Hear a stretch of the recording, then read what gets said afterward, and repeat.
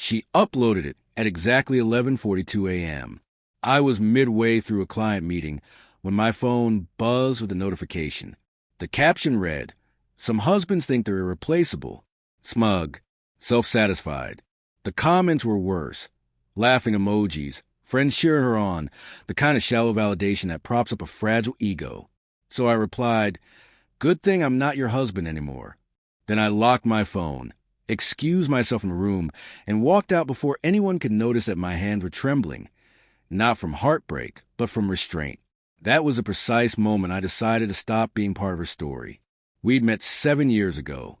She was sunlight in sneakers, loud laughter, restless energy, dreams too big for any single place.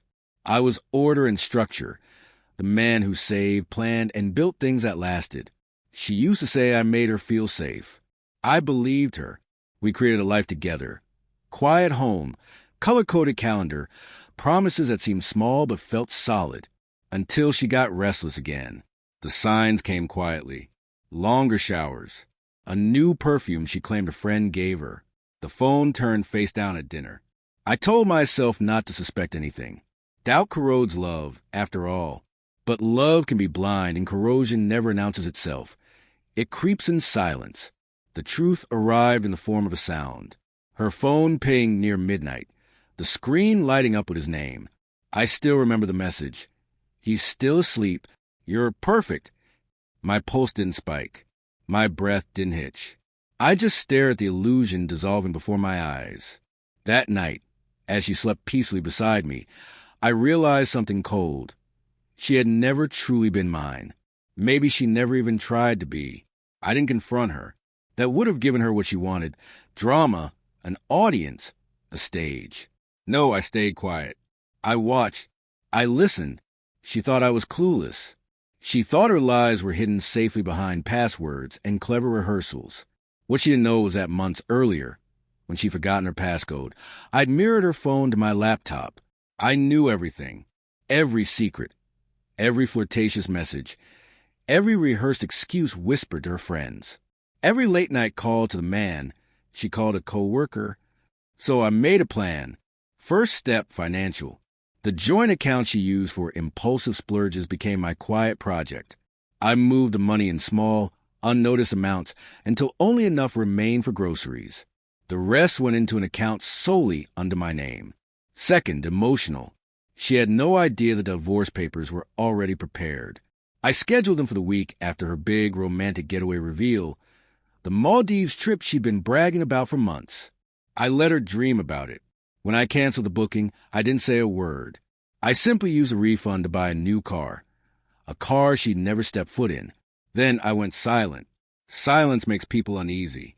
She started asking if I was distant, if something was wrong. I smiled, kissed her cheek, said everything was fine. Then I'd lie beside her, pretending to sleep, while her phone buzzed softly on the nightstand. When I finally left, I didn't shout or cry. I just signed the papers, placed them neatly on the kitchen counter, grabbed my keys, and walked out. 2 days later, she posted that caption, the one about irreplaceable husbands. Her attempt to rewrite the ending, to play the victim and pretend she'd walked away. So I gave her what she wanted, attention, just not the kind she expected. Her family saw my comment first. Then came the phone calls, the confusion. Her aunt texted, asking gently if the divorce was real. I sent a single photo, the decree, with my new car parked in the background. By evening, her mother was in tears, her cousins gossiping, her perfect online image collapsing in real time.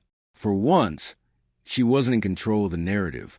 She tried reaching out, texts, missed calls, voice messages full of panic and self-pity. "Why would you do this online? You're embarrassing me. Can we talk?" No, we couldn't. She had spent months twisting our story into her version of truth. Meanwhile, I'd been writing the real ending, one she couldn't rewrite. The real satisfaction came a week later, when she showed up at my door. No makeup, eyes red, voice trembling between apology and rage. She said she missed me, that it was all a mistake, that she just needed space. I opened the door halfway and told her, "You have all the space you need now." Then I closed it. Sometimes I still see her posts. Quotes about healing, self-love, new beginnings. Maybe she's moved on.